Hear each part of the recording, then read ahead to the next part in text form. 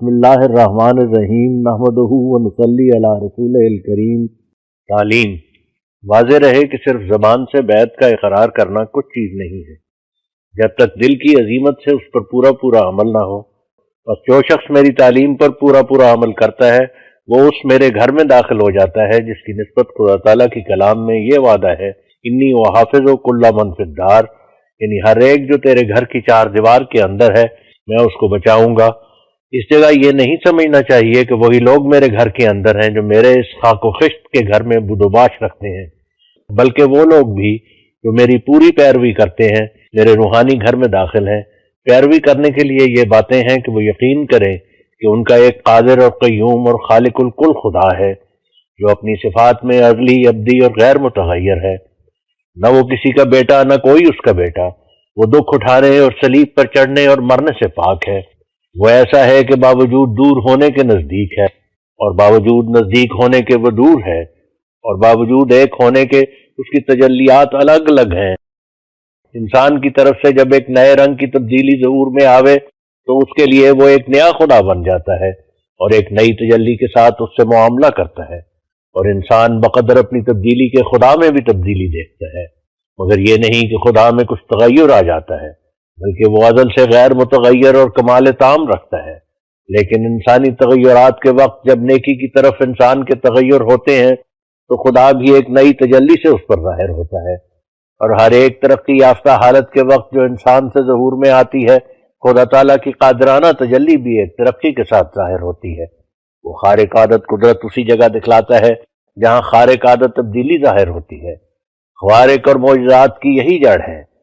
یہ خدا ہے جو ہمارے سلسلے کی شرط ہے، اس پر ایمان لاؤ اور اپنے نفس پر اور اپنے آراموں پر اور اس کے کل تعلقات پر اس کو مقدم رکھو، اور عملی طور پر بہادری کے ساتھ اس کی راہ میں صدق و وفا دکھلاؤ۔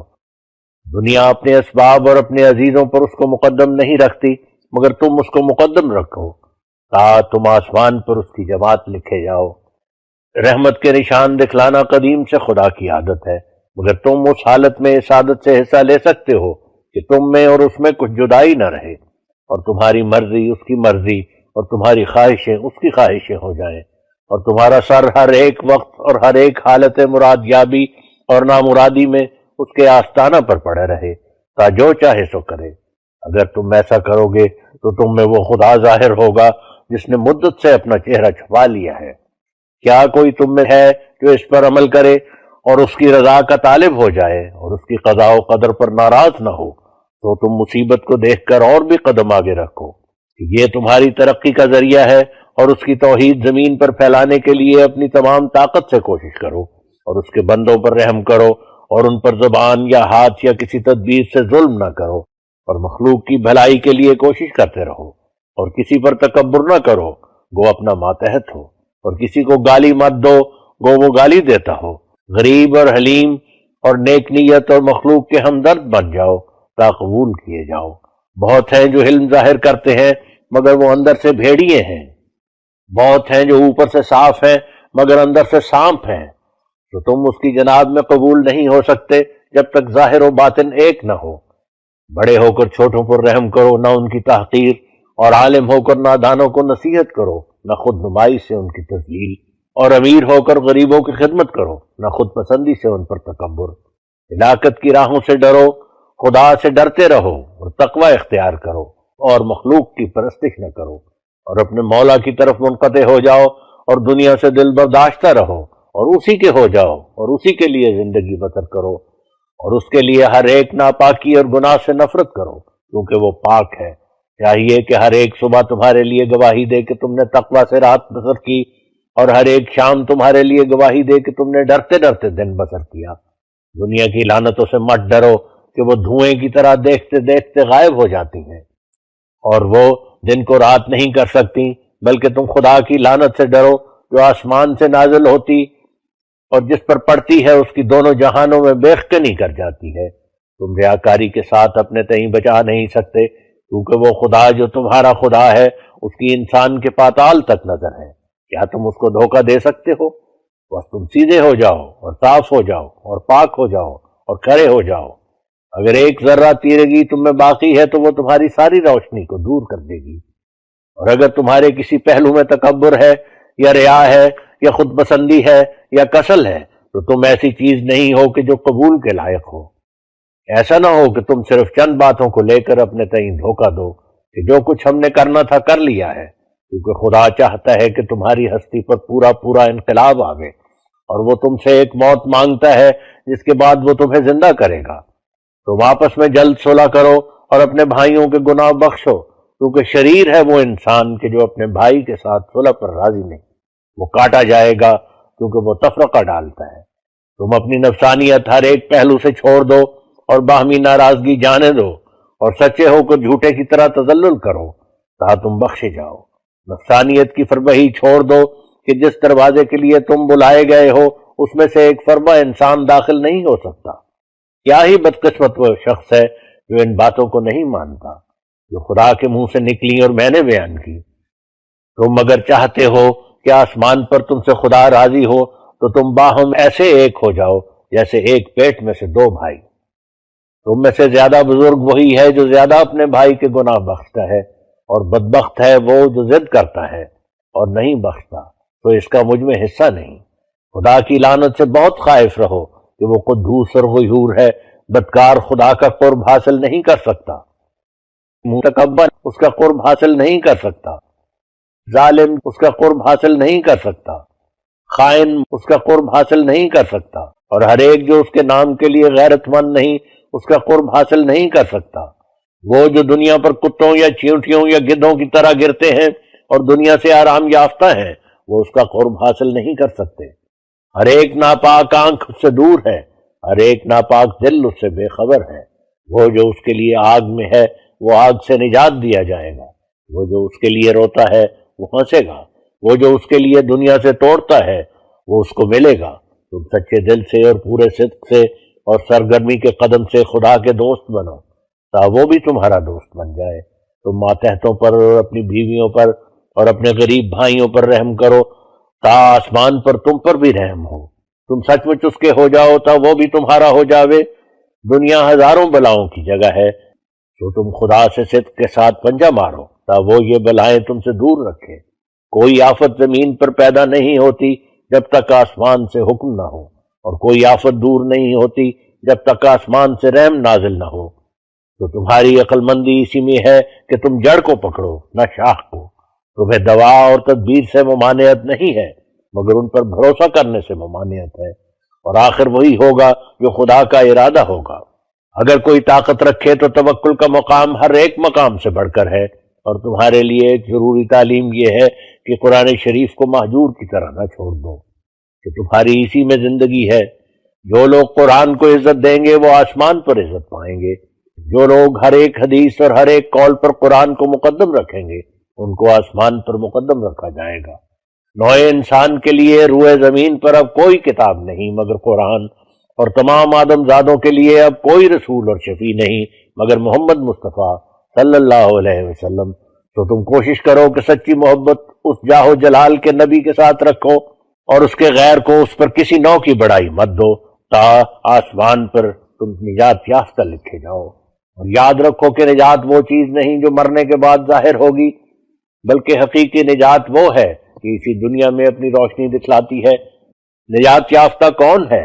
وہ جو یقین رکھتا ہے جو خدا سچ ہے اور محمد صلی اللہ علیہ وسلم اس میں اور تمام مخلوق میں درمیانی شفیع ہے، اور آسمان کے نیچے نہ اس کے ہم مرتبہ کوئی اور رسول ہے اور نہ قرآن کے ہم رتبہ کوئی اور کتاب ہے۔ اور کسی کے لیے خدا نے نہ چاہا کہ وہ ہمیشہ زندہ رہے مگر یہ برگزیدہ نبی ہمیشہ کے لیے زندہ ہے، اور اس کے ہمیشہ زندہ رہنے کے لیے خدا نے یہ بنیاد ڈالی ہے کہ اس کے فاضہ تشریعی اور روحانی کو قیامت تک جاری رکھا، اور آخرکار اس کی روحانی فیض رسانی سے اس مسیح موعود کو دنیا میں بھیجا جس کا آنا اسلامی عمارت کی تکمیل کے لیے ضروری تھا، کیونکہ ضرور تھا کہ یہ دنیا ختم نہ ہو جب تک کہ محمدی سلسلہ کے لیے ایک مسیح روحانی رنگ کا نہ دیا جاتا جیسا کہ موسوی سلسلہ کے لیے دیا گیا تھا۔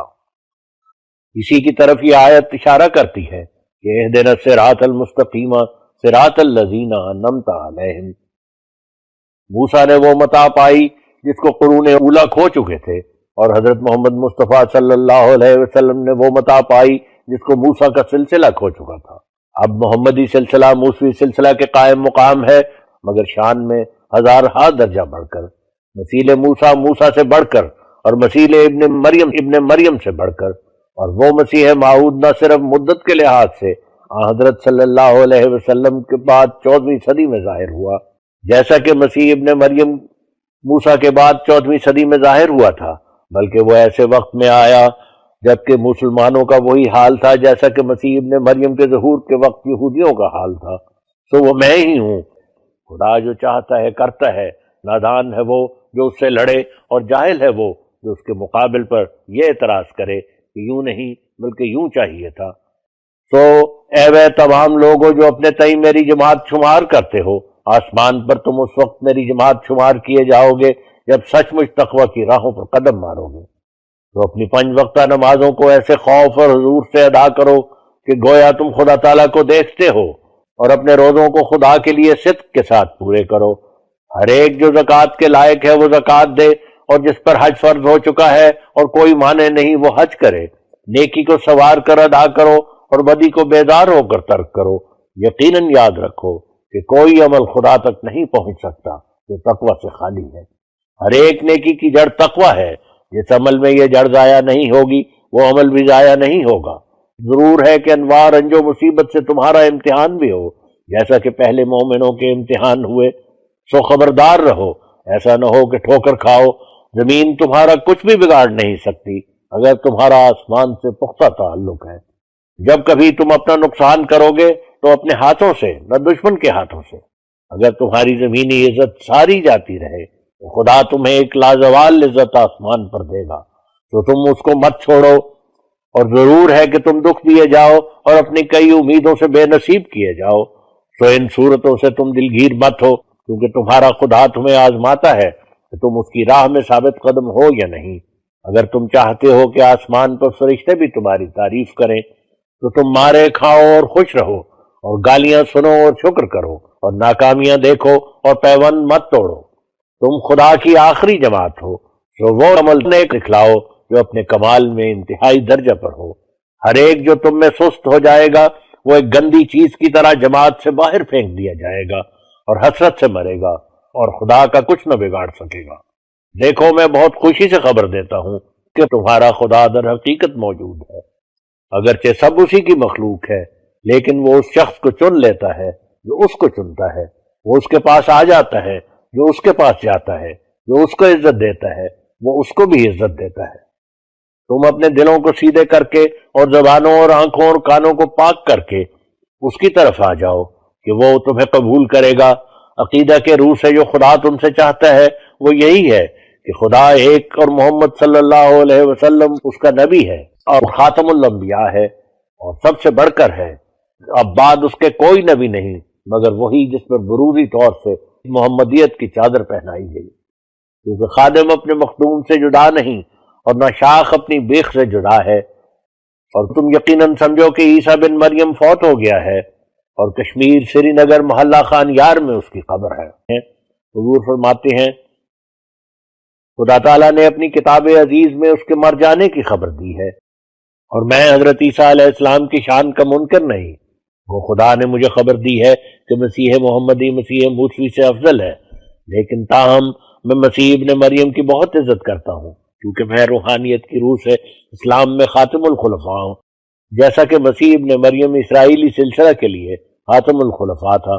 موسیٰ کے سلسلے میں ابن مریم مسیح موعود تھا، اور محمدی سلسلہ میں مسیح موعود ہوں، تو میں اس کی عزت کرتا ہوں جس کا ہم نام ہوں۔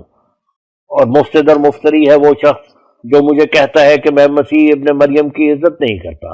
ان سب باتوں کے بعد پھر میں کہتا ہوں کہ یہ مت خیال کرو کہ ہم نے ظاہری طور پر بیعت کر لی ہے۔ ظاہر کچھ چیز نہیں، خدا تمہارے دلوں کو دیکھتا ہے اور اسی کے موافق تم سے معاملہ کرے گا۔ دیکھو میں یہ کہہ کر فرض تبلیغ سے سبکدوش ہوتا ہوں کہ گناہ ایک زہر ہے، اس کو مت کھاؤ۔ خدا کی نافرمانی ایک گندی موت ہے، اس سے بچو۔ دعا کرو تو تمہیں طاقت ملے۔ جو شخص دعا کے وقت خدا کو ہر ایک بات پر قادر نہیں سمجھتا بجز وعدہ کی مستثنیات کے، وہ میری جماعت میں سے نہیں۔ جو شخص جھوٹ اور فریب کو نہیں چھوڑتا وہ میری جماعت میں سے نہیں ہے۔ جو شخص دنیا کے لالچ میں پھنسا ہوا ہے اور آخرت کی طرف آنکھ اٹھا کر بھی نہیں دیکھتا وہ میری جماعت میں سے نہیں ہے۔ جو شخص در حقیقت دین کو دنیا پر مقدم نہیں رکھتا وہ میری جماعت میں سے نہیں ہے۔ جو شخص پورے طور پر ہر ایک بدی سے اور ہر ایک بدعملی سے یعنی شراب سے، قمار بازی سے، بد نظری سے اور خیانت سے، رشوت سے اور ہر ایک ناجائز تصرف سے توبہ نہیں کرتا وہ میری جماعت میں سے نہیں ہے۔ جو شخص پنجگانہ نماز کا التزام نہیں کرتا وہ میری جماعت میں سے نہیں ہے۔ جو شخص دعا میں لگا نہیں رہتا اور انکسار سے خدا کو یاد نہیں کرتا وہ میری جماعت میں سے نہیں ہے۔ جو شخص بد رفیق کو نہیں چھوڑتا جو اس پر بد اثر ڈالتا ہے وہ میری جماعت میں سے نہیں ہے۔ جو شخص اپنے ماں باپ کی عزت نہیں کرتا اور امور معروفہ میں جو خلاف قرآن نہیں ہے ان کی بات کو نہیں مانتا اور ان کی تعہد خدمت سے لاپرواہ ہے وہ میری جماعت میں سے نہیں ہے۔ جو شخص اپنی اہلیہ اور اس کے اقارب سے نرمی اور احسان کے ساتھ معاشرت نہیں کرتا وہ میری جماعت میں سے نہیں ہے۔ جو شخص اپنے ہمسایہ کو ادنا ادنا خیر سے بھی محروم رکھتا ہے وہ میری جماعت میں سے نہیں ہے۔ جو شخص نہیں چاہتا کہ اپنے قصوروار کا گناہ بخشے اور کینہ پرور آدمی ہے وہ میری جماعت میں سے نہیں ہے۔ ہر ایک مرد جو بیوی سے یا بیوی خامن سے خیانت سے پیش آتی ہے وہ میری جماعت میں سے نہیں ہے۔ جو شخص مجھے فی الواقعہ مسیح موعود و مہدی موعود نہیں سمجھتا وہ میری جماعت میں سے نہیں ہے، اور جو شخص امور معروفہ میں میری اطاعت کرنے کے لیے تیار نہیں ہے وہ میری جماعت میں سے نہیں ہے، اور جو شخص مخالفوں کی جماعت میں بیٹھتا ہے اور ہاں میں ہاں ملاتا ہے وہ میری جماعت میں سے نہیں ہے۔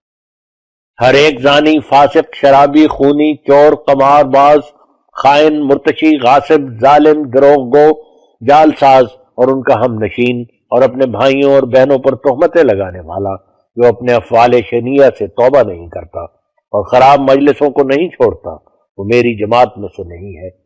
یہ سب زہریں ہیں، تم ان زہروں کو کھا کر کسی طرح بچ نہیں سکتے، اور تاریکی اور روشنی ایک جگہ جمع نہیں ہو سکتی۔ ہر ایک جو پیش در پیش طبیعت رکھتا ہے اور خدا کے ساتھ صاف نہیں ہے وہ اس برکت کو ہرگز نہیں پا سکتا جو صاف دلوں کو ملتی ہے۔ کیا ہی خوش قسمت وہ لوگ ہیں جو اپنے دلوں کو صاف کرتے ہیں اور اپنے دلوں کو ہر ایک آلودگی سے پاک کر لیتے ہیں اور اپنے خدا سے وفاداری کا عہد باندھتے ہیں، کیونکہ وہ ہرگز ضائع نہیں کیے جائیں گے۔ ممکن نہیں کہ خدا ان کو رسوا کرے، کیونکہ وہ خدا کے ہیں اور خدا ان کا، وہ ہر ایک بلا کے وقت بچائے جائیں گے۔ احمق ہے وہ دشمن جو ان کا قصد کرے، کیونکہ وہ خدا کی گود میں ہے اور خدا ان کی حمایت میں۔ کون خدا پر ایمان لایا؟ صرف وہی جو ایسے ہے۔ ایسا ہی وہ شخص بھی احمق ہے جو ایک بے باک گناہگار اور بدباطن اور شریر النفس کے فکر میں ہے، کیونکہ وہ خود ہلاک ہوگا۔ جب سے خدا نے آسمان اور زمین کو بنایا کبھی ایسا اتفاق نہ ہوا کہ اس نے نیکوں کو تباہ اور ہلاک اور نیست و نابود کر دیا ہو، بلکہ وہ ان کے لیے بڑے بڑے کام دکھلاتا رہا ہے اور اب بھی دکھلائے گا۔ وہ خدا نہایت وفادار خدا ہے اور وفاداروں کے لیے اس کے عجیب کام ظاہر ہوتے ہیں۔ دنیا چاہتی ہے کہ ان کو کھا جائے اور ہر ایک دشمن ان پر دانت پیستا ہے، مگر وہ جو ان کا دوست ہے ہر ایک ہلاکت کی جگہ سے ان کو بچاتا ہے اور ہر ایک میدان میں ان کو فتح بخشتا ہے۔ کیا ہی نیک طالب وہ شخص ہے جو اس خدا کا دامن نہ چھوڑے۔ ہم اس پر ایمان لائے، ہم نے اس کو شناخت کیا۔ تمام دنیا کا وہی خدا ہے جس نے میرے پر وحی نازل کی، جس نے میرے لیے زبردست نشان دکھلائے، جس نے مجھے اس زمانہ کے لیے مسیح موعود کر کے بھیجا۔ اس کے سوا کوئی خدا نہیں، نہ آسمان میں نہ زمین میں۔ جو شخص اس پر ایمان نہیں لاتا وہ سعادت سے محروم اور خذلان میں گرفتار ہے۔ ہم نے اپنے خدا کی آفتاب کی طرح روشن وحی پائی، ہم نے اسے دیکھ لیا کہ دنیا کا وہی خدا ہے، اس کے سوا کوئی نہیں۔ کیا ہی قادر اور قیوم خدا ہے جس کو ہم نے پایا، کیا ہی زبردست قدرتوں کا مالک ہے جس کو ہم نے دیکھا۔ سچ تو یہ ہے کہ اس کے آگے کوئی بات انہونی نہیں مگر وہی جو اس کی کتاب اور وعدہ کے برخلاف ہے۔ سو جب تم دعا کرو تو ان جاہل نیچریوں کی طرح نہ کرو جو اپنے ہی خیال سے ایک قانون قدرت بنا بیٹھے ہیں جس پر خدا کی کتاب کی مہر نہیں، کیونکہ وہ مردود ہیں، ان کی دعائیں ہرگز قبول نہیں ہوں گی۔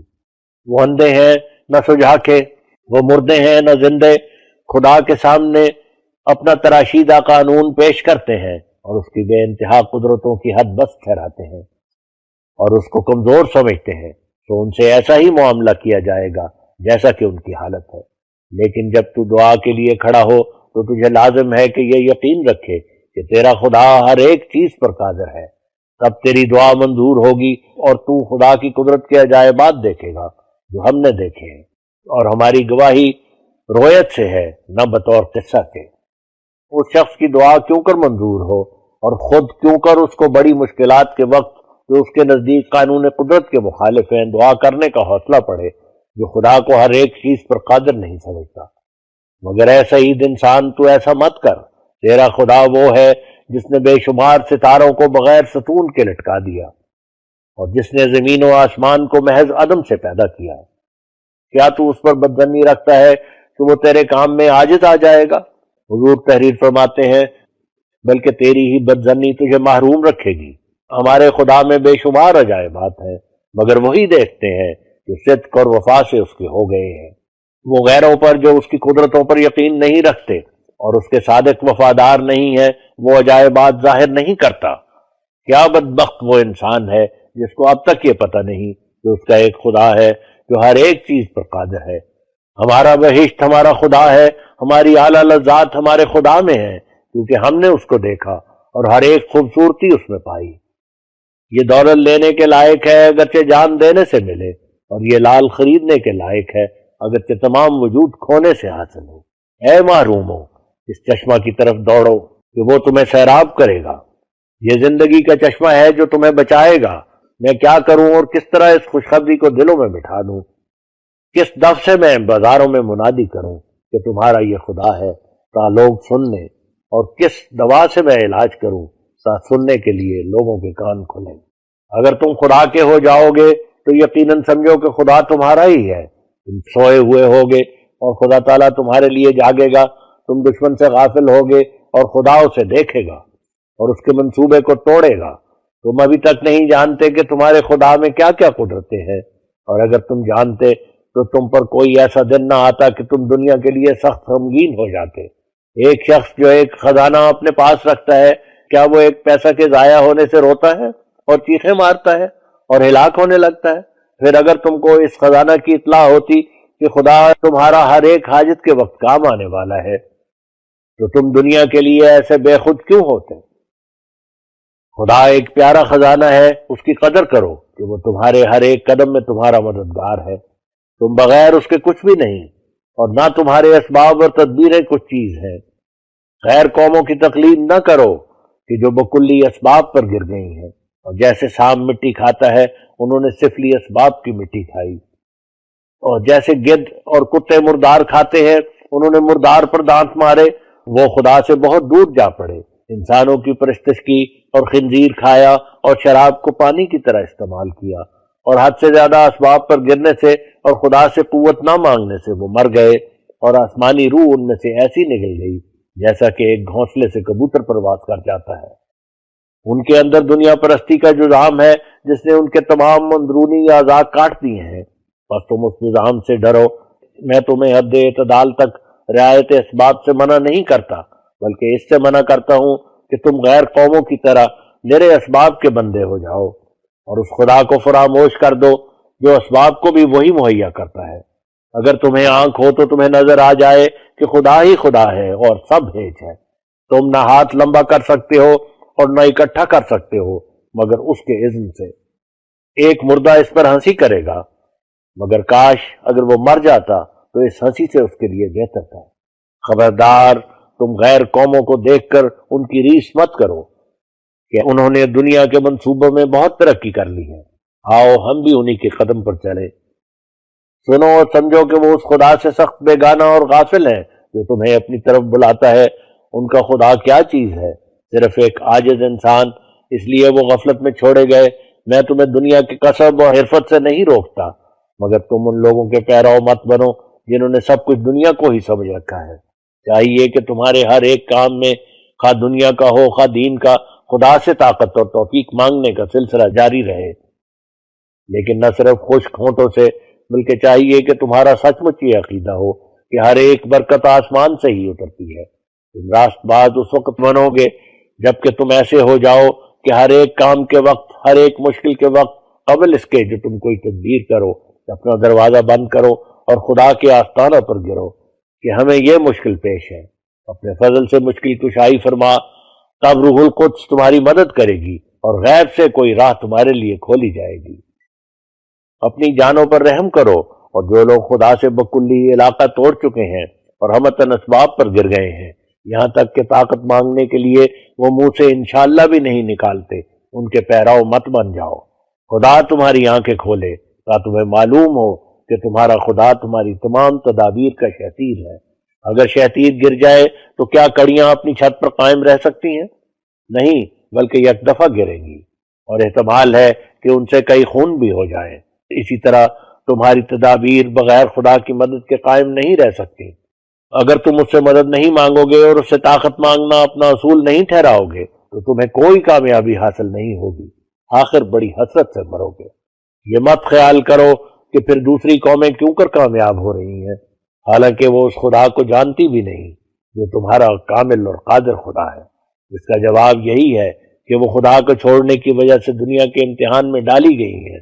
خدا کا امتحان کبھی اس رنگ میں ہوتا ہے کہ جو شخص اسے چھوڑتا ہے اور دنیا کی مستیوں اور لذتوں سے دل لگاتا ہے اور دنیا کی دولتوں کا خواہش مند ہوتا ہے تو دنیا کے دروازے اس پر کھولے جاتے ہیں، اور دین کے روح سے وہ نرا مفلس اور ننگا ہوتا ہے، اور آخر دنیا کے خیالات میں ہی مرتا اور ابدی جہنم میں ڈالا جاتا ہے۔ اور کبھی اس رنگ میں بھی امتحان ہوتا ہے کہ دنیا سے بھی نامراد رکھا جاتا ہے، مگر مؤخر و ذکر امتحان ایسا خطرناک نہیں جیسا کہ پہلا، کیونکہ پہلے امتحان والا زیادہ مغرور ہوتا ہے۔ سچی خوشحالی کا سرچشمہ خدا ہے، بس جبکہ اس حیو قیوم خدا سے یہ لوگ بے خبر ہیں بلکہ لاپرواہ ہیں اور اس سے منہ پھیر رہے ہیں، تو سچی خوشحالی ان کو کہاں نصیب ہو سکتی ہے۔ مبارکی ہو اس انسان کو جو اس راز کو سمجھ لے، اور ہلاک ہو گیا وہ شخص جس نے اس راز کو نہیں سمجھا۔ اسی طرح تمہیں چاہیے کہ اس دنیا کے فلسفیوں کی پیروی مت کرو اور ان کو عزت کی نگاہ سے مت دیکھو کہ یہ سب نادانیاں ہیں۔ سچا فلسفہ وہ ہے جو خدا نے تمہیں اپنی کلام میں سکھلایا ہے۔ ہلاک ہو گئے وہ لوگ جو اس دنیاوی فلسفہ کے عاشق ہیں، اور کامیاب ہیں وہ لوگ جنہوں نے سچے علم اور فلسفہ کو خدا کی کتاب میں ڈھونڈا۔ نادانی کی راہیں کیوں اختیار کرتے ہو؟ کیا تم خدا کو وہ باتیں سکھلاؤ گے جو اسے معلوم نہیں؟ کیا تم اندھوں کے پیچھے دوڑتے ہو کہ وہ تمہیں راہ دکھلاویں؟ اے نادانو، وہ جو خود اندھا ہے وہ تمہیں کیا راہ دکھائے گا؟ بلکہ سچا فلسفہ روح القدس سے حاصل ہوتا ہے جس کا تمہیں وعدہ دیا گیا ہے۔ تم روح کے وسیلہ سے ان پاک علوم تک پہنچائے جاؤ گے جن تک غیروں کی رسائی نہیں۔ اگر صدق سے مانگو تو آخر تم اسے پاؤ گے۔ اب سمجھو گے کہ یہی علم ہے جو دل کو تازگی اور زندگی بخشتا ہے اور یقین کے مینار تک پہنچا دیتا ہے۔ وہ جو خود مردار خار ہے وہ کہاں سے تمہارے لیے پاک غذا لائے گا؟ وہ جو خود اندھا ہے وہ کیوں کر تمہیں دکھاوے گا؟ ہر ایک پاک حکمت آسمان سے آتی ہے، بس تم زمینی لوگوں سے کیا ڈھونڈتے ہو؟ جن کی روحیں آسمان کی طرف جاتی ہیں وہی حکمت کے وارث ہیں۔ جن کو خود تسلی نہیں وہ کیوں کر تمہیں تسلی دے سکتے ہیں؟ مگر پہلے دلی پاکیزگی ضروری ہے، پہلے صدق و صفا ضروری ہے، پھر بعد اس کے یہ سب کچھ تمہیں ملے گا۔ یہ خیال مت کرو کہ خدا کی وحی آگے نہیں بلکہ پیچھے رہ گئی ہے۔ حضور فرماتے ہیں، اور روح القدس اب اتر نہیں سکتا بلکہ پہلے زمانوں میں ہی اتر چکا، اور میں تمہیں سچ سچ کہتا ہوں کہ ہر ایک دروازہ بند ہو جاتا ہے مگر روح القدس کے اترنے کا کبھی دروازہ بند نہیں ہوتا۔ تم اپنے دلوں کے دروازے کھول دو تا وہ ان میں داخل ہو، تم اس آفتاب سے خود اپنے تئیں دور ڈالتے ہو جبکہ اس شعاع کے داخل ہونے کی کھڑکی کو بند کرتے ہو۔ اے نادان، اٹھ اور اس کھڑکی کو کھول دے، تب آفتاب خود بخود تیرے اندر داخل ہو جائے گا۔ جبکہ خدا نے دنیا کے فیضوں کی راہیں اس زمانہ میں تم پر بند نہیں کی بلکہ زیادہ کی، تو کیا تمہارا ظن ہے کہ آسمان کے فیوز کی راہیں جن کی اس وقت تمہیں بہت ضرورت تھی وہ تم پر اس نے بند کر دی ہیں؟ ہرگز نہیں، بلکہ بہت صفائی سے وہ دروازہ کھولا گیا ہے۔ اب جبکہ خدا نے اپنی تعلیم کے موافق جو سورہ فاتحہ میں سکھلائی گئی گزشتہ تمام نعمتوں کا تم پر دروازہ کھول دیا ہے، تو تم کیوں ان کے لینے سے انکار کرتے ہو؟ اس چشمہ کے پیاسے بنو کہ پانی خود بخود آ جائے گا۔ اس دودھ کے لیے تم بچے کی طرح رونا شروع کرو کہ دودھ پستان سے خود بخود اتر آئے گا۔ رحم کے لائق بنو تا تم پر رحم کیا جائے، اضطراب دکھلاؤ تا تسلی پاؤ، بار بار چلاؤ تا ایک ہاتھ تمہیں پکڑ لے۔ کیا ہی دشوار گزار وہ راہ ہے جو خدا کی راہ ہے، اور ان کے لیے آسان کی جاتی ہے جو مرنے کی نیت سے اس عطا گڑھے میں پڑتے ہیں۔ بس مبارک وہ جو خدا کے لیے اپنے نفس سے جنگ کرتے ہیں، اور بدبخت وہ جو اپنے نفس کے لیے خدا سے جنگ کرتے ہیں اور اسے موافقت نہیں کرتے۔ جو شخص اپنے نفس کے لیے خدا کے حکم کو ٹالتا ہے وہ آسمان میں ہرگز داخل نہیں ہوگا۔ تو تم کوشش کرو جو ایک نقطہ یا ایک شوشہ قرآن شریف کا بھی تم پر گواہی نہ دے، تاکہ تم اسی کے لیے پکڑے نہ جاؤ، کیونکہ ایک ذرہ بدی کا بھی قابل پاداش ہے۔ وقت تھوڑا ہے اور کار عمر ناپیدا، تیز قدم اٹھاؤ، جو شام نزدیک ہے۔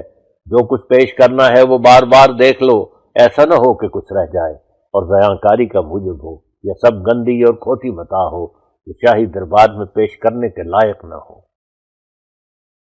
میں نے سنا ہے کہ بعض تم میں سے حدیث کو بکلی نہیں مانتے، اگر وہ ایسا کرتے ہیں تو سخت غلطی کرتے ہیں۔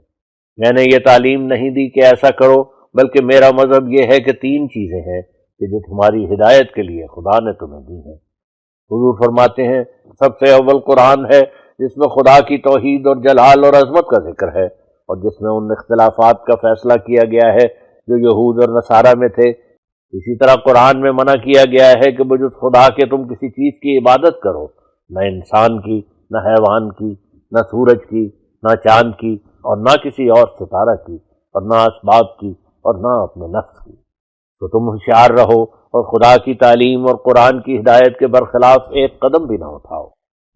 میں تمہیں سچ سچ کہتا ہوں کہ جو شخص قرآن کے 700 حکم میں سے ایک چھوٹے سے حکم کو بھی ٹالتا ہے، وہ نجات کا دروازہ اپنے ہاتھ سے اپنے پر بند کرتا ہے۔ حقیقی اور کامل نجات کی راہیں قرآن نے کھولی، اور باقی سب اس کے ذل تھے۔ تو تم قرآن کو تدبر سے پڑھو اور اس سے بہت ہی پیار کرو، ایسا پیار کہ تم نے کسی سے نہ کیا ہو، کیونکہ جیسا کہ خدا نے مجھے مخاطب کر کے فرمایا کہ الخیر کلہ فی القرآن، کہ تمام قسم کی بھلائیاں قرآن میں ہیں، یہی بات سچ ہے۔ افسوس ان لوگوں پر جو کسی اور چیز کو اس پر مقدم رکھتے ہیں۔ تمہاری تمام فلاح اور نجات کا سرچشمہ قرآن میں ہے، کوئی بھی تمہاری ایسی دینی ضرورت نہیں جو قرآن میں نہیں پائی جاتی۔ تمہارے ایمان کا مصدق یا مکذب قیامت کے دن قرآن ہے، اور بجز قرآن کے آسمان کے نیچے اور کوئی کتاب نہیں جو بلا واسطہ قرآن تمہیں ہدایت دے سکے۔ خدا نے تم پر بہت احسان کیا ہے جو قرآن جیسی کتاب تمہیں عنایت کی۔ میں تمہیں سچ سچ کہتا ہوں کہ وہ کتاب جو تم پر پڑھی گئی اگر عیسائیوں پر پڑھی جاتی تو وہ ہلاک نہ ہوتے، اور یہ نعمت اور ہدایت جو تمہیں دی گئی اگر بجائے توریت کے یہودیوں کو دی جاتی تو بعض فرقے ان کے قیامت سے منکر نہ ہوتے۔ بس اس نعمت کی قدر کرو جو تمہیں دی گئی، یہ نہایت پیاری نعمت ہے، یہ بڑی دولت ہے۔ اگر قرآن نہ آتا تو تمام دنیا ایک گندے موضوع کی طرح تھی۔ قرآن وہ کتاب ہے جس کے مقابل پر تمام ہدایتیں ہیچ ہیں۔ قرآن ایک ہفتہ میں انسان کو پاک کر سکتا ہے اگر صوری یا مانوی اعراض نہ ہو۔ قرآن تم کو نبیوں کی طرح کر سکتا ہے اگر تم خود اس سے نہ بھاگو۔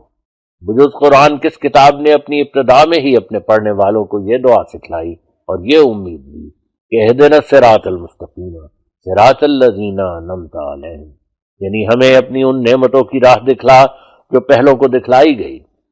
جو نبی اور رسول اور صدیق اور شہید اور صالح تھے، بس اپنی ہمتیں بلند کر لو اور قرآن کی دعوت کو رد مت کرو کہ وہ تمہیں وہ نعمتیں دینا چاہتا ہے جو پہلوں کو دی تھی، بلکہ خدا کا تمہاری نسبت ان سے زیادہ فیض رسانی کا ارادہ ہے۔ خدا نے ان کے روحانی جسمانی متاع و مال کا تمہیں وارث بنایا، مگر تمہارا وارث کوئی دوسرا نہ ہوگا جب تک کہ قیامت آ جاوے۔ خدا تمہیں نعمت وحی اور الہام اور مکالمات اور مخاطبات الہیہ سے ہرگز محروم نہیں رکھے گا۔ وہ تم پر وہ سب نعمتیں پوری کرے گا جو پہلوں کو دی گئی۔ لیکن جو شخص گستاخی کی راہ سے خدا پر جھوٹ باندھے گا اور کہے گا کہ خدا کی وحی میرے پر نازل ہوئی حالانکہ نہیں نازل ہوئی، اور یا کہے گا کہ مجھے شرف مکالمات اور مخاطبات الہیہ کا نصیب ہوا حالانکہ نہیں نصیب ہوا، تو میں خدا اور اس کے ملائکہ کو گواہ رکھ کر کہتا ہوں کہ وہ ہلاک کیا جائے گا، کیونکہ اس نے اپنے خالق پر جھوٹ باندھا اور فریب کیا۔ دوسرا ذریعہ ہدایت کا جو مسلمانوں کو دیا گیا ہے سنت ہے، یعنی حضرت صلی اللہ علیہ وسلم کی عملی کارروائیاں جو آپ نے قرآن شریف کے احکام کی تشریح کے لیے کر کے دکھلائیں۔ مثلا قرآن شریف میں بظاہر نظر پنجگانہ نمازوں کی رکعات معلوم نہیں ہوتی کہ صبح کس قدر اور دوسرے وقتوں میں کس کس تعداد پر، لیکن سنت نے سب کچھ کھول دیا ہے۔ یہ دھوکہ نہ لگے کہ سنت اور حدیث ایک چیز ہے، کیونکہ حدیث تو 100-150 برس کے بعد جمع کی گئی، مگر سنت کا قرآن شریف کے ساتھ ہی وجود تھا۔ مسلمانوں پر قرآن شریف کے بعد بڑا احسان سنت کا ہے۔ خدا اور رسول کی ذمہ داری کا فرض صرف 2 امر تھے، اور وہ یہ کہ خدا نے قرآن کو نازل کر کے مخلوقات کو بذریعہ اپنے قول کے اپنے منشا سے اطلاع دی، یہ تو خدا کے قانون کا فرض تھا، اور رسول اللہ صلی اللہ علیہ وسلم کا یہ فرض تھا کہ خدا کی کلام کو عملی طور پر دکھلا کر بخوبی لوگوں کو سمجھا دیں۔ بس رسول اللہ صلی اللہ علیہ وسلم نے وہ گفتنی باتیں کردنی کے پیرایا میں دکھلا دی، اور اپنی سنت یعنی عملی کاروائی سے معضلات اور مشکلات مسائل کو حل کر دیا۔ یہ کہنا بے جا ہے کہ یہ حل کرنا حدیث پر موقوف تھا، کیونکہ حدیث کے وجود سے پہلے اسلام زمین پر قائم ہو چکا تھا۔ حضور تحریر فرماتے ہیں، کیا جب تک حدیثیں جمع نہ ہوئی تھی لوگ نماز نہ پڑھتے تھے، یا زکوٰۃ نہ دیتے تھے، یا حج نہ کرتے تھے، یا حلال و حرام سے واقف نہ تھے؟ ہاں، تیسرا ذریعہ ہدایت کا حدیث ہے، کیونکہ بہت سے اسلام کے تاریخی اور اخلاقی اور فقہ کے امور کو حدیثیں کھول کر بیان کرتی ہیں، اور نیز بڑا فائدہ حدیث کا یہ ہے کہ وہ قرآن کی خادم اور سنت کی خادم ہے۔ جن لوگوں کو ادب قرآن نہیں دیا گیا وہ اس موقع پر حدیث کو قاضی قرآن کہتے ہیں، جیسا کہ یہودیوں نے اپنی حدیثوں کی نسبت کہا، مگر ہم حدیث کو خادم قرآن اور خادم سنت قرار دیتے ہیں۔ اور ظاہر ہے کہ آقا کی شوکت خادموں کے ہونے سے بڑھتی ہے۔ قرآن خدا کا قول ہے اور سنت رسول اللہ کا فعل، اور حدیث سنت کے لیے ایک تائیدی گواہ ہے۔ نعوذ باللہ، یہ کہنا غلط ہے کہ حدیث قرآن پر قاضی ہے۔ اگر قرآن پر کوئی قاضی ہے تو وہ خود قرآن ہے۔ حدیث جو ایک ضمنی مرتبہ پر ہے قرآن کی ہرگز قاضی نہیں ہو سکتی، صرف ثبوت معیت کے رنگ میں ہے۔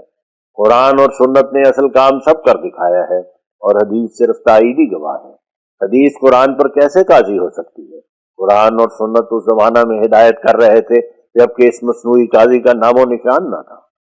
یہ مت کہو کہ حدیث قرآن پر قاضی ہے، بلکہ یہ کہو کہ حدیث قرآن اور سنت کے لیے تائیدی گواہ ہے۔ البتہ سنت ایک ایسی چیز ہے جو قرآن کا منشا ظاہر کرتی ہے، اور سنت سے وہ راہ مراد ہے جس راہ پر حضرت صلی اللہ علیہ وسلم نے عملی طور پر صحابہ کو ڈال دیا تھا۔ سنت ان باتوں کا نام نہیں ہے جو 100-150 برس بعد کتابوں میں لکھی گئی، بلکہ ان باتوں کا نام حدیث ہے، اور سنت اس عملی نمونہ کا نام ہے جو نیک مسلمانوں کی عملی حالت میں ابتدا سے چلا آیا ہے، جس پر ہزارہ مسلمانوں کو لگایا گیا۔ ہاں، حدیث بھی اگرچہ اکثر حصہ اس کا ظن کے مرتبہ پر ہے، مگر بشرط عدم تعارض قرآن و سنت تمسک کے لائق ہے، اور مؤید قرآن و سنت ہے، اور بہت سے اسلامی مسائل کا ذخیرہ اس کے اندر موجود ہے۔ بس حدیث کا قدر نہ کرنا گویا ایک عضو اسلام کا کاٹ دینا ہے۔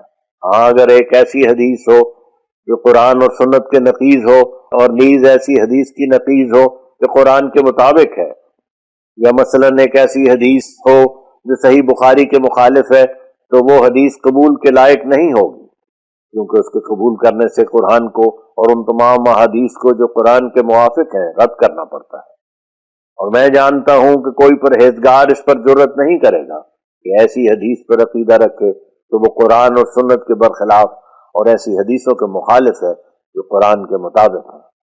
بہرحال احادیث کا قدر کرو اور ان سے فائدہ اٹھاؤ کہ وہ حضرت صلی اللہ علیہ وسلم کی طرف منسوب ہے، اور جب تک قرآن اور سنت ان کی تکذیب نہ کرے تم بھی ان کی تکذیب نہ کرو، بلکہ چاہیے کہ احادیث نبویہ پر ایسے کار بند ہو کہ کوئی حرکت نہ کرو، اور نہ کوئی سکون، اور نہ کوئی فعل کرو، اور نہ ترک فعل، مگر اس کی تائید میں تمہارے پاس کوئی حدیث ہے۔ لیکن اگر کوئی ایسی حدیث ہو جو قرآن شریف کے بیان کردہ قصص سے صریح مخالف ہے تو اس کی تطبیق کے لیے فکر کرو، شاید وہ تعارض تمہاری ہی غلطی ہے، اور اگر کسی طرح وہ تعارض دور نہ ہو تو ایسی حدیث کو پھینک دو کہ وہ رسول اللہ صلی اللہ علیہ وسلم کی طرف سے نہیں ہے، اور اگر کوئی حدیث ضعیف ہے مگر قرآن سے مطابقت رکھتی ہے تو اس حدیث کو قبول کر لو، کیونکہ قرآن اس کا مصدق ہے۔ اور اگر کوئی ایسی حدیث ہے جو کسی پیش گوئی پر مشتمل ہے مگر محدثین کے نزدیک وہ ضعیف ہے، اور تمہارے زمانہ میں یا پہلے اس سے اس حدیث کی پیش گوئی سچی نکلی ہے، تو اس حدیث کو سچی سمجھو، اور ایسے محدثوں اور رامیوں کو مخطئ اور کاذب خیال کرو جنہوں نے اس حدیث کو ضعیف اور موضوع قرار دیا ہو۔ ایسی حدیثیں صدہاں ہیں جن میں پیش گوئیاں ہیں، اور اکثر ان میں سے محدثین کے نزدیک مجروح یا موضوع یا ضعیف ہیں۔ بس اگر کوئی حدیث ان میں سے پوری ہو جائے اور تم یہ کہہ کر ٹال دو کہ ہم اس کو نہیں مانتے کیونکہ یہ حدیث ضعیف ہے یا کوئی راوی اس کا متدین نہیں ہے، تو اس صورت میں تمہاری خود بے ایمانی ہوگی کہ ایسی حدیث کو رد کر دو جس کا سچا ہونا خدا نے ظاہر کر دیا۔ خیال کرو کہ اگر ایسی حدیث 1000 ہو اور محدثین کے نزدیک ضعیف ہو اور 1000 پیش گوئی اس کی سچی نکلے، تو کیا تم ان حدیثوں کو ضعیف قرار دے کر اسلام کے 1000 ثبوت کو ضائع کر دو گے؟ بس اس صورت میں تم اسلام کے دشمن ٹھہرو گے۔ اور اللہ تعالیٰ فرماتا ہے فَلَا يُظْهِرُ عَلَىٰ غَيْبِهِ أَحَدًا إِلَّا مَنِ ارْتَضَىٰ مِن رَّسُولٍ۔ بس سچی پیش گوئی بجز سچے رسول کے کس کی طرف منسوب ہو سکتی ہے؟ کیا ایسے موقع پر یہ کہنا مناسب حالت ایمانداری نہیں ہے کہ صحیح حدیث کو ضعیف کہنے میں کسی محدث نے غلطی کھائی؟ اور یا یہ کہنا مناسب ہے کہ جھوٹی حدیث کو سچی کر کے قرآن نے غلطی کھائی؟ اور اگر ایک حدیث ضعیف درجہ کی بھی ہو بشرطے کہ وہ قرآن اور سنت اور ایسی حدیث کے مخالف نہیں جو قرآن کے موافق ہیں، تو اس حدیث پر عمل کرو، لیکن بڑی احتیاط سے حدیثوں پر عمل کرنا چاہیے، کیونکہ بہت سی احادیث موضوع بھی ہیں جنہوں نے اسلام میں فتنہ ڈالا ہے۔ ہر ایک فرقہ اپنے عقیدہ کے موافق حدیث رکھتا ہے، یہاں تک کہ نماز جیسے یقینی اور متواتر فریضہ کو احادیث کے تفرقہ نے مختلف صورتوں میں کر دیا ہے۔ کوئی آمین بالجہر کرتا ہے، کوئی پوشیدہ، کوئی خلف امام فاتحہ پڑھتا ہے، کوئی اس پڑھنے کو مفسد نماز جانتا ہے، کوئی سینہ پر ہاتھ باندھتا ہے، کوئی ناف پر۔ اصل وجہ اس اختلاف کی احادیث ہی ہے، کل حزب بما لدیہم فرحون۔ ورنہ سنت نے ایک ہی طریق بتلایا تھا، پھر روایات کے تداخل۔ اے خدا کے طالب بندو، کان کھولو اور سنو کہ یقین جیسی کوئی چیز نہیں۔ یقین ہی ہے جو گناہ سے چھڑاتا ہے، یقین ہی ہے جو نیکی کرنے کی قوت دیتا ہے، یقین ہی ہے جو خدا کا عاشق صادق بناتا ہے۔ کیا تم گناہ کو بغیر یقین کے چھوڑ سکتے ہو؟ کیا تم جذبات نفس سے بغیر یقینی تجلی کے روک سکتے ہو؟ کیا تم بغیر یقین کے کوئی تسلی پا سکتے ہو؟ کیا تم بغیر یقین کے کوئی سچی تبدیلی پیدا کر سکتے ہو؟ کیا تم بغیر یقین کے کوئی سچی خوشحالی حاصل کر سکتے ہو؟ کیا آسمان کے نیچے کوئی ایسا کفارہ اور ایسا فدیہ ہے جو تم سے گناہ ترک کرا سکے؟ کیا مریم کا بیٹا عیسیٰ ایسا ہے کہ اس کا مصنوعی خون گناہ سے چھڑائے گا؟ اے عیسائیو، ایسا جھوٹ مت بولو، اس سے زمین ٹکڑے ٹکڑے ہو جائے۔ یسوع خود اپنی نجات کے لیے یقین کا محتاج تھا اور اس نے یقین کیا اور نجات پائی۔ افسوس ہے ان عیسائیوں پر جو یہ کہہ کر مخلوق کو دھوکہ دیتے ہیں کہ ہم نے مسیح کے خون سے گناہ سے نجات پائی ہے، حالانکہ وہ سر سے پیر تک گناہ میں غرق ہیں۔ وہ نہیں جانتے کہ ان کا کون خدا ہے، بلکہ زندگی تو غفلت آمیز ہے، شراب کی مستی ان کے دماغ میں ہے، مگر وہ پاک مستی جو آسمان سے اترتی ہے اس سے وہ بے خبر ہیں۔ اور جو زندگی خدا کے ساتھ ہوتی ہے اور جو پاک زندگی کے نتائج ہوتے ہیں وہ اس سے بے نصیب ہیں۔ بس تم یاد رکھو کہ بغیر یقین کے تم تاریک زندگی سے باہر نہیں آ سکتے، اور نہ روح القدس تمہیں مل سکتا ہے۔ مبارک وہ جو یقین رکھتے ہیں کیونکہ وہی خدا کو دیکھیں گے۔ مبارک وہ جو شبہات اور شکوک سے نجات پا گئے ہیں کیونکہ وہی گناہ سے نجات پائیں گے۔ مبارک تم جبکہ تمہیں یقین کی دولت دی جائے کہ اس کے بعد تمہارے گناہ کا خاتمہ ہوگا۔ گناہ اور یقین دونوں جمع نہیں ہو سکتے۔ کیا تم ایسے سوراخ میں ہاتھ ڈال سکتے ہو جس میں تم ایک سخت زہریلے سانپ کو دیکھ رہے ہو؟ کیا تم ایسی جگہ کھڑے رہ سکتے ہو جس جگہ کسی کوہ آتش فشاں سے پتھر برستے ہیں یا بجلی پڑتی ہے، یا ایک خونخوار شیر کے حملہ کرنے کی جگہ ہے، یا ایک ایسی جگہ ہے جہاں ایک مہلک طاعون نسل انسان کو معدوم کر رہی ہے؟ پھر اگر تمہیں خدا پر ایسا ہی یقین ہے جیسا کہ سانپ پر یا بجلی پر یا شیر پر یا طاعون پر، تو ممکن نہیں کہ اس کے مقابل پر تم نافرمانی کر کے سزا کی راہ اختیار کر سکو یا صدق و وفا کا اس سے تعلق توڑ سکو۔ اے وہ لوگوں جو نیکی اور راست بازی کے لیے بلائے گئے ہو، تم یقیناً سمجھو کہ خدا کی کشش اس وقت تم میں پیدا ہوگی اور اسی وقت تم گناہ کے مکروہ داغ سے پاک کیے جاؤ گے، جبکہ تمہارے دل یقین سے بھر جائیں گے۔ شاید تم کہو گے کہ ہمیں یقین حاصل ہے، تو یاد رہے کہ یہ تمہیں دھوکہ لگا ہوا ہے۔ یقین تمہیں ہرگز حاصل نہیں، کیونکہ اس کے لوازم حاصل نہیں۔ وجہ یہ کہ تم گناہ سے باز نہیں آتے، تم ایسا قدم آگے نہیں اٹھاتے جو اٹھانا چاہیے، تم ایسے طور سے نہیں ڈرتے جو ڈرنا چاہیے۔ خود سوچ لو کہ جس کو یقین ہے کہ فلاں سوراخ میں سانپ ہے، وہ اس سوراخ میں کب ہاتھ ڈالتا ہے؟ جس کو یقین ہے کہ اس کے کھانے میں زہر ہے، وہ اس کھانے کو کب کھاتا ہے؟ اور جو یقینی طور پر دیکھ رہا ہے کہ اس فلاں بن میں 1000 خونخوار شیر ہے، اس کا قدم کیوں کر بے احتیاطی اور غفلت سے اس بن کی طرف رک سکتا ہے؟ تو تمہارے ہاتھ اور تمہارے پاؤں اور تمہارے کان اور تمہاری آنکھیں کیوں کر گناہ پر دلیری کر سکتی ہیں؟ اگر تمہیں خدا اور جزا سزا پر یقین ہے، گناہ یقین پر غالب نہیں ہو سکتا، اور جبکہ تم ایک بھسم کرنے اور کھا جانے والی آگ کو دیکھ رہے ہو تو کیوں کر اس آگ میں اپنے تئیں ڈال سکتے ہو؟ اور یقین کی دیواریں آسمان تک ہیں، شیطان ان پر چڑھ نہیں سکتا۔ ہر ایک جو پاک ہوا وہ یقین سے پاک ہوا۔ یقین دکھ اٹھانے کی قوت دیتا ہے، یہاں تک کہ ایک بادشاہ کو تخت سے اتارتا ہے اور فقیری جامہ پہناتا ہے۔ یقین ہر ایک دکھ کو سہل کر دیتا ہے۔ یقین خدا کو دکھاتا ہے۔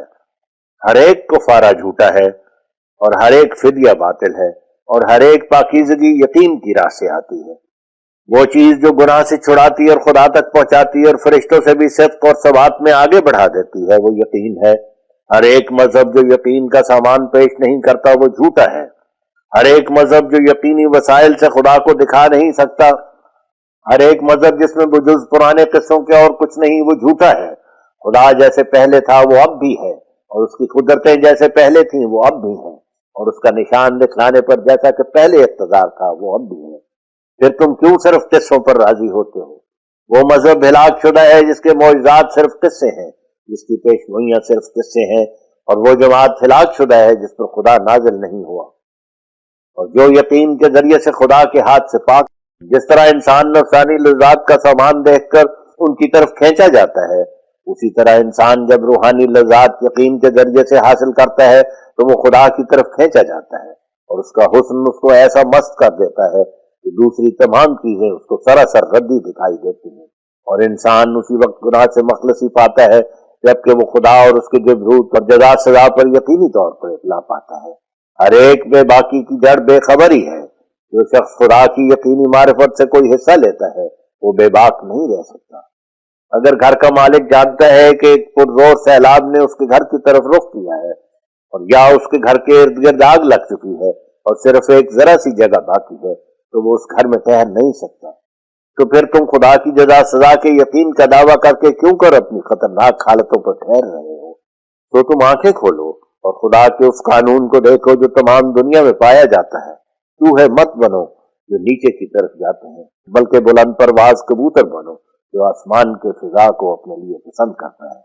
تم توبہ کی بیعت کر کے پھر گناہ پر قائم نہ رہو، اور سانپ کی طرح مت بنو جو کھال اتار کر پھر بھی سانپ ہی رہتا ہے۔ موت کو یاد رکھو کہ وہ تمہارے نزدیک آتی جاتی ہے اور تم اس سے بے خبر ہو۔ کوشش کرو کہ پاک ہو جاؤ، کہ انسان پاک کو تب پاتا ہے کہ خود پاک ہو جائے۔ مگر تم اس نعمت کو کیوں کر پا سکو؟ اس کا جواب خود خدا نے دیا ہے، جہاں قرآن میں فرماتا ہے وَاسْتَعِینُوا بِالصَّبْرِ وَالصَّلَاةِ، یعنی نماز اور صبر کے ساتھ خدا سے مدد چاہو۔ نماز کیا چیز ہے؟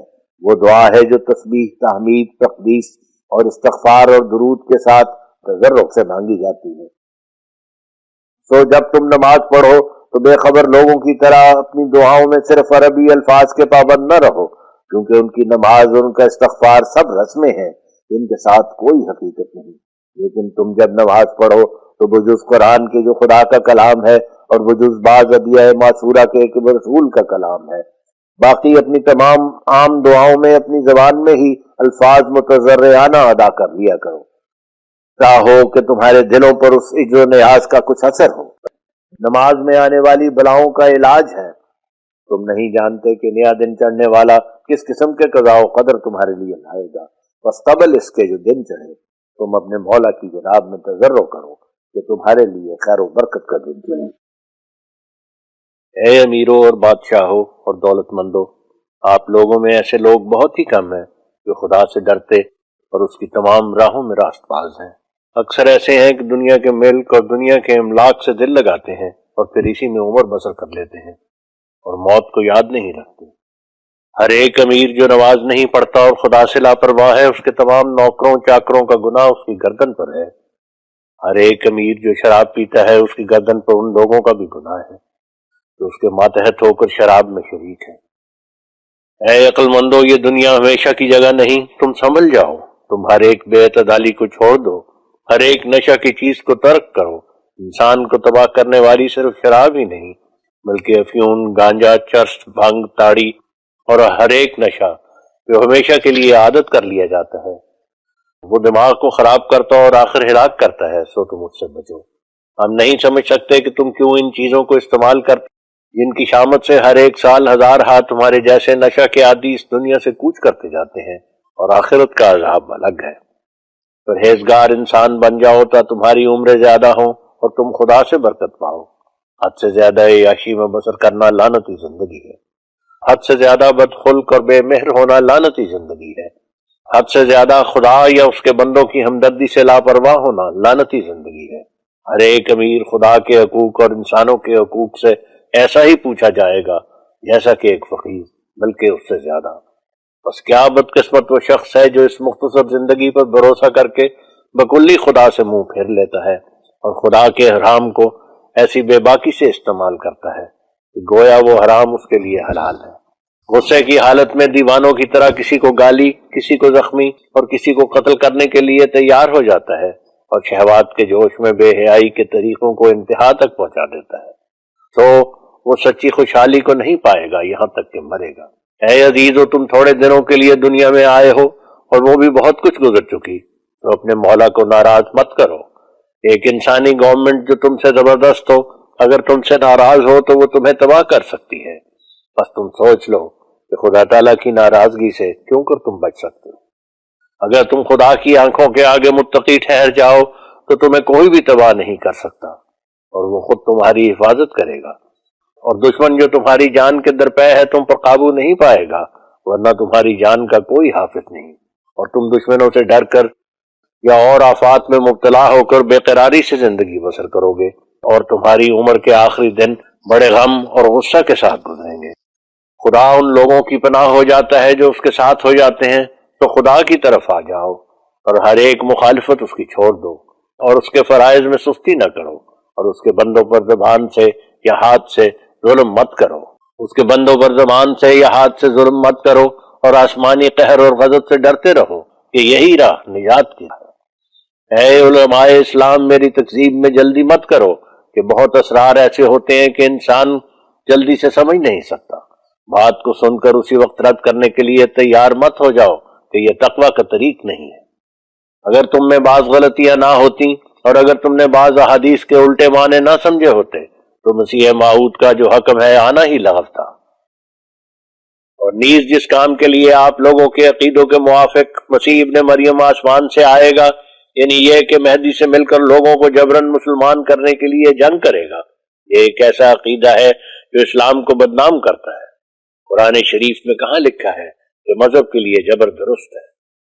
بلکہ اللہ تعالیٰ تو قرآن شریف میں فرماتا ہے لا اکراہ فی الدین، یعنی دین میں جبر نہیں ہے۔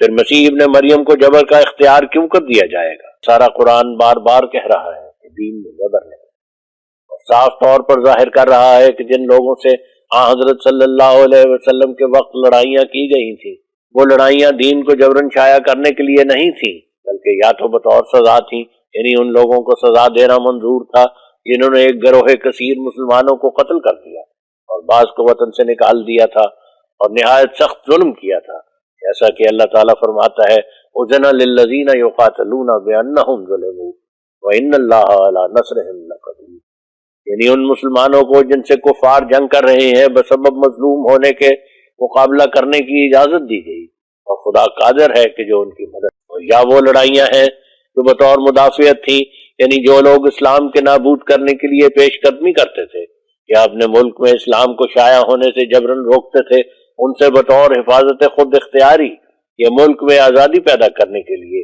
لڑائی کی جاتی تھی۔ جز ان تین صورتوں کے حضرت صلی اللہ علیہ وسلم اور آپ کے مقدس خلیفوں نے کوئی لڑائی نہیں کی، بلکہ اسلام نے غیر قوموں کے ظلم کی اس قدر برداشت کی ہے جو اس کی دوسری قوموں میں نظیر نہیں ہے۔ پھر یہ عیسیٰ مسیح اور مہدی صاحب کیسے ہوں گے جو آتے ہی لوگوں کو قتل کرنا شروع کر دیں؟ ایسا ہی اس ملک کے گدی نشین اور پیرزادے دین سے ایسے بے تعلق اور اپنی بدعات میں ایسے دن رات مشغول ہیں کہ ان کو اسلام کی مشکلات اور آفات کی کچھ بھی خبر نہیں۔ ان کی مجالس میں اگر جاؤ تو بجائے قرآن شریف اور کتب حدیث کے طرح طرح کے تنبورے اور سارنگیاں اور ڈھولکیاں اور قوال وغیرہ اسباب بدعت نظر آئیں گے، اور پھر باوجود اس کے مسلمانوں کے پیشوا ہونے کا دعویٰ اور اتباع نبی کی لافزنی، اور بعض ان میں سے عورتوں کا لباس پہنتے ہیں اور ہاتھوں میں مہندی لگاتے ہیں اور چوڑیاں پہنتے ہیں اور قرآن شریف کی نسبت اشعار پڑھنا اپنی مجلسوں میں پسند کرتے ہیں۔ یہ ایسے پرانے زنگار ہیں جو خیال میں نہیں آ سکتا کہ دور ہو سکے، تاہم خدا تعالیٰ اپنی قدرتیں دکھائے گا اور اسلام کا حامی ہوگا۔ ہر ایک کہہ سکتا ہے کہ میں خدا سے پیار کرتا ہوں، مگر خدا سے پیار وہ کرتا ہے جس کا پیار آسمانی گواہی سے ثابت ہو۔ اور ہر ایک کہتا ہے کہ میرا مذہب سچا ہے، مگر سچا مذہب اس شخص کا ہے جس کو اسی دنیا میں نور ملتا ہے۔ اور ہر ایک کہتا ہے کہ مجھے نجات ملے گی، مگر اس قول میں سچا وہ شخص ہے جو اسی دنیا میں نجات کے انوار دیکھتا ہے۔ تو تم کوشش کرو کہ خدا کے پیارے ہو جاؤ تا تم ہر ایک آفت سے بچائے جاؤ۔ عزیزو، یہ دین کے لیے اور دین کی اغراض کے لیے خدمت کا وقت ہے۔